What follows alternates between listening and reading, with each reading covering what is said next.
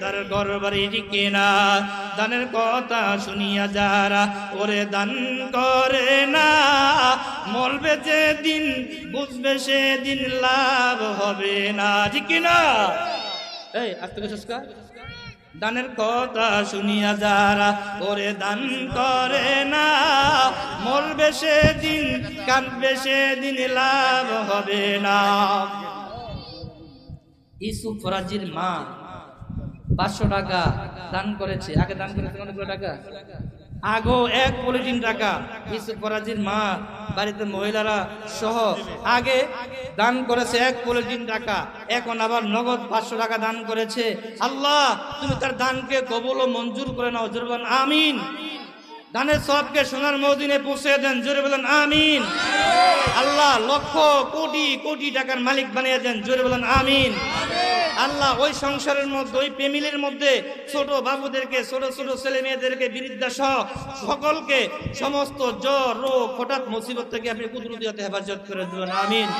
আল্লাহ দানের উসিলা দানের খবর সোনার মদিনায় বিশ্বনবী জনাব রাসূলুল্লাহ সাল্লাল্লাহু আলাইহি ওয়াসাল্লাম রওজা মুবারকে পৌঁছে দেন, জোরে বলেন আমিন। এই ছেলেটা ছাত্র 200 টাকা দান করেছে নগদ। আল্লাহ তুমি তার দানকে কবুল করে নাও। এই ছোট্ট বাচ্চাটা 200 টাকা দান করেছে, আল্লাহ দান করেছে 200। আল্লাহ তুমি তাকে দেখছো ঠিক কি না? আল্লাহ কে কে দান করে না তাও তুমি দেখছো ঠিক কি না? আল্লাহ দান করেছে 200 টাকা। 200 টাকা হাসান নামের এক বান্দা 200 টাকা ওরে দান করিয়া যায়, দুজাহানে শান্তি দিও দানের উসিলায়। আল্লাহ এই ছোট বাচ্চাটাকে তুমি কোরআন কারীমের কাদিম হিসাবে কবুল ও মঞ্জুর করে নাও। আল্লাহ জবানের একজন আলেম বানাইয়া দাও, পুরা 30 পারা কোরআনের হাফেজ হিসাবে কবুল ও মঞ্জুর করে নাও, জোরে বলেন আমিন। দুলাল মাঝি নামে এক বান্দা 1000 টাকা। নারে তাকবীর।